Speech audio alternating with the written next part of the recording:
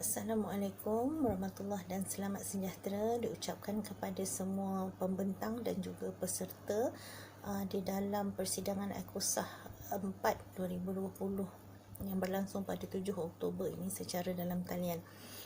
Saya perkenalkan diri, Siti Suryani Osman dari Universiti Sains Islam Malaysia bersama dua rakan menulis kertas pada hari ini yang saya akan kongsikan dalam bentuk video ini, iaitu Puan Liana Mat Nayan dari Universiti Tunku Abdul Rahman dan juga Dr. Lee Kok Tiong dari Universiti Malaysia Sabah UMS. Jadi kertas kami pada hari ini adalah tentang etika public relations ethics, yang etika dalam perhubungan awam dan juga etika kewartawanan dalam era media baharu. Jadi mengapa kami menggabungkan kedua-dua bidang ini dalam satu paper? Ya, kita dapati dengan perkembangan media baharu yang berlaku pada hari ini, ia memberi kesan kepada hampir keseluruhan kehidupan kita, termasuklah komunikasi dan juga komunikasi massa itu sendiri. Dalam bidang perhubungan awam misalnya, ya, telah banyak diaplikasikan, misalnya penggunaan AI, dan bila berlaku kemudahan ini, wujudlah orang kata peluang yang lebih mudah bagi pengamal perhubungan awam untuk menulis dan menghasilkan berita mereka sendiri, ya. Tidak perlu lagi kebergantungan sangat kepada wartawan atau reporter untuk menulis berita. Mereka boleh menulis sendiri. Jadi maksudnya di sini kawalan atau control of content telah boleh dibuat oleh public relations officers itu sendiri, yang mana dulu kuasa ini tidak ada pada mereka lah. Jadi dengan perkembangan ini bermaksud mereka juga, pegawai perhubungan awam juga perlu mempunyai kefahaman juga tentang etika kewartawanan, bukan hanya etika perhubungan awam sahaja, ya, tetapi kerana perkembangan yang terbaru ini membuatkan mereka boleh menulis berita sendiri dan boleh pula berkeupayaan untuk mengawal isi kandungan, ya, yang mana sebelum ini peluang itu kuranglah kepada pegawai perhubungan awam. Maka keperluan mengetahui etika kewartawanan itu juga menjadi satu keperluan yang penting. Jadi hujahnya adalah mengetahui, ya, sedar, mempunyai kesedaran itu penting bagi semua pegawai perhubungan awam. Itu satu. Kedua, perlulah mereka mengetahui dan juga berusaha, ya, untuk mengekalkan pengamalan etika kewartawanan dan etika perhubungan awam yang sedia ada, supaya mereka dapat mengamalkan dan mengamalkan penghasilan produk media yang beretika tinggi dan berkualiti tinggi juga. Jadi kerana itu kami cuba menggabungkan, ya, kedua-dua kepentingan atau keperluan etika perhubungan awam dan juga etika kewartawanan, ya, kerana disebabkan oleh perkembangan inilah. Jadi saya huraikan sedikit, ya, daripada satu kajian yang dilaksanakan walaupun agak jauh di Latvia sana, ya, tetapi antara kajian yang terbaharu berkaitan dengan etika kewartawanan, yang mana dalam kajian ini telah pun didapati dalam 20 organisasi media yang dikaji, separuh daripadanya tidak mempunyai etika kewartawanan yang bertulis, yang unwritten. So daripada 20, 10 ada written ethics, code of ethics, 10 lagi tidak. Hal ini saya ingat berlaku agak biasa juga. Misalnya di Malaysia juga kita tidak mewajibkan atau tidak memastikan perlu bagi organisasi media untuk mempunyai etika kewartawanan yang bertulis, ya. Jika tidak, kita akan apply atau mengaplikasikan canons of journalism, iaitu etika umum kewartawanan di Malaysia, dan itu digunakan pakai oleh wartawan-wartawan lah. Jadi dalam kajian di Latvia ini pada tahun 2019 baru lagi, argumennya atau hujahnya adalah untuk memastikan sama ada bertulis atau tidak, itu persoalan kedua, tetapi etika perlulah sentiasa ada di dalam minda, hati dan jiwa wartawan-wartawan. Dan ini kami dalam kertas ini kami juga menghujahkan bahawa keperluan ini perlu ada juga dalam kalangan pegawai perhubungan awam yang mungkin merasakan the power to control content yang mereka ada hari ini, sesuatu yang baru bagi mereka. Jadi etika, keperluan untuk beretika itu sebenarnya jauh lebih tinggi lagi, kerana boleh kita katakan wartawan memang kita diajar daripada peringkat universiti, bagi wartawan yang mengikuti kursus di universiti lah.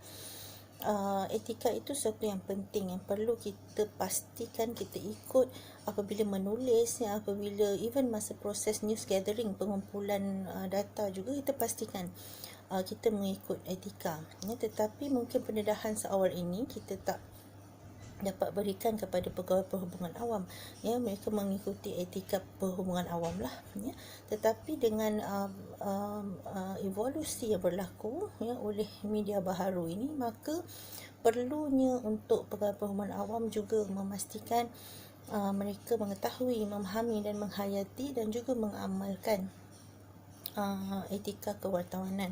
Sama ada bertulis atau tidak bertulis, itu bukan persoalan, tetapi perlu etika ini, kerana etika pun kita faham bersifat individu, maka ia perlu berada di dalam hati, minda dan jiwa, dan keperluan ini lebih penting diterapkan dalam kalangan pegawai perhubungan awam yang baru, kita boleh kata baru dari segi pendedahan dalam dunia kewartawanan dan pengamalan lah.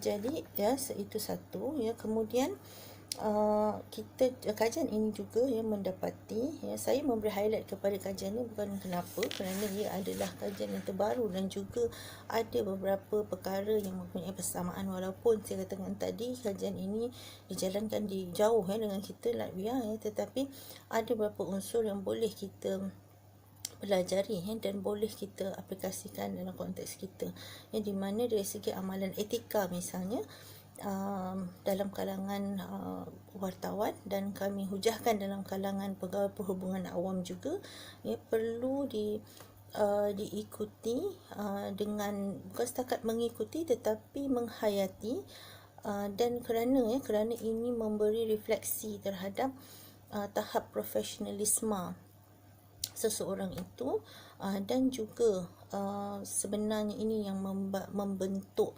praktis jurnalisme atau praktis kewartawanan bagi seseorang itu. Seorang wartawan itu termasuk pegawai perhubungan awam tadi, itu satu. Kemudian bila kita menyebut perkembangan kewartawanan di dalam media baharu, salah satu yang penting, tapi mungkin kita tidak begitu di Malaysia, maksud saya mungkin tidak begitu familiar lagi dengan kewartawanan data, yang mana ini juga memerlukan etika yang mungkin lebih kompleks lagi lah berbanding dengan kewartawanan biasa. Kewartawanan biasa secara tradisionalnya seorang wartawan keluar misalnya ke membuat assignment, buat coverage untuk tulis story, kemudian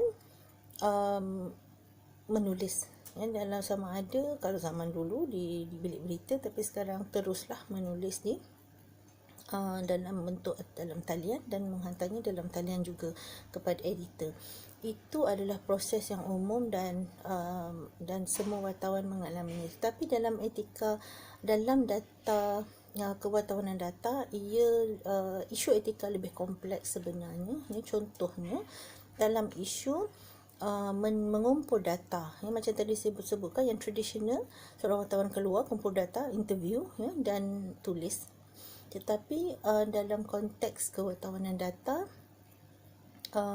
ada isu-isu ataupun keputusan yang perlu dibuat yang mana melibatkan etika, ya, persoalan etika di situ. Contohnya ialah persoalan dalam mengumpul data untuk kewartawanan jurnalisme ataupun kewartawanan data ini, good context kah yang perlu kita utamakan, ataupun technical skills yang penting untuk mendapatkan data yang accurate, yang tepat.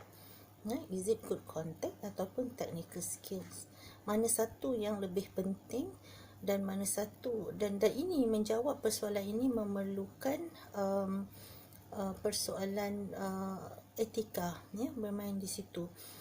Kita kalau dalam pencarian ataupun pengumpulan data untuk berita berbentuk tradisional, good context sangat penting. Kalau kita tak ada context, kita susah nak dapat news source, sumber berita, maka kita nak interview siapa? Jadi kita tak boleh interview. Jadi itu orang kata tidak ada persoalan di situ, kita yakin dengan keadaan itu, dan itulah praktis yang kita buat selama ini untuk mengumpul maklumat untuk menulis berita. Tetapi apabila kita mencari data untuk tujuan menulis berita dalam konteks kewartawanan data, ya, adakah konteks ataupun sumber berita itu penting, ataupun kemahiran teknikal kita yang penting, ya, untuk mendapatkan data-data yang memerlukan soal-soal tertentu. Jadi jika katakan wartawan itu mempunyai konteks yang bagus tetapi tidak mempunyai technical skills, tetapi menulis untuk kewartawanan data, jadi ini akan menghasilkan berita yang ethically tidak sempurna, ya, kerana tidak mampu memberikan data yang tepat kepada dalam penulisan tersebut dan kepada pembaca lah. Selain itu, ada juga persoalan etika lain, ya, dalam kewartawanan data. Yang satu dua sahaja saya uraikan, yang lain dalam standard abstract, iaitu data-data yang boleh kita dapati atau capai secara umum, ya, tetapi contohnya misalnya dalam Google Fusion, ya, tetapi datanya public sifatnya, tetapi ada at least ada sekurang-kurangnya dua persoalan yang kita yang bersangkut dengan etika di sini, ya, iaitu dari segi kualiti data dan juga dari segi siapa sebenarnya yang membuat data, mengumpul data itu, iaitu persoalan ownership of data. Jadi dalam konteks ini, ya, isu etika menjadi lebih mendalam lagi, ya, berbanding dengan proses pengumpulan ataupun penghasilan berita yang berbentuk tradisional, ya, dan dalam masa yang sama kita juga ada argumen, ya, yang mengatakan bahawa dalam isu persoalan quality dan juga ownership of data tadi, ya, ada yang membuat orang kata hujah atau mempersoalkan sebenarnya adakah perlu seseorang jurnalis itu untuk maksudnya journalist is not accountable for falsified data, ya, because basically kita tahu jurnalis memang perlu untuk bertanyakan soalan yang betul, ya. Journalist accountable to ask the right questions, ya, but, ya, ada argument but not for falsified data. Jadi persoalan ini pun orang kata kurang, ya, persoalan etika ni kurang menjadi isu pada zaman tiadanya new media, ya, tetapi sekarang ini menjadi sesuatu yang penting dalam proses penghasilan berita. Baik, saya huraikan itu dahulu. Jika ada memerlukan lebih detail, insyaAllah dalam standard abstract kita, dan juga jika ada persoalan boleh hubungi mana-mana penulis ataupun saya sendiri, jika boleh membantu di suriani3979@gmail.com. Jika ada sebarang perbincangan lanjut boleh dibuat. Jadi saya ucapkan terima kasih dulu untuk peringkat ini. Saya kongsikan beberapa yang penting untuk kita fikirkan, ya, untuk kita mungkin bincangkan dalam perbincangan lanjut pada dalam bentuk misal conference ataupun dalam bentuk-bentuk yang lain. Terima kasih banyak. Semoga memberi kata membuka kefahaman sedikit bagi yang mungkin tidak pernah berbincang tentang etika kewirausahaan dan perhubungan awam dalam bentuk dalam konteks media baru. Terima kasih.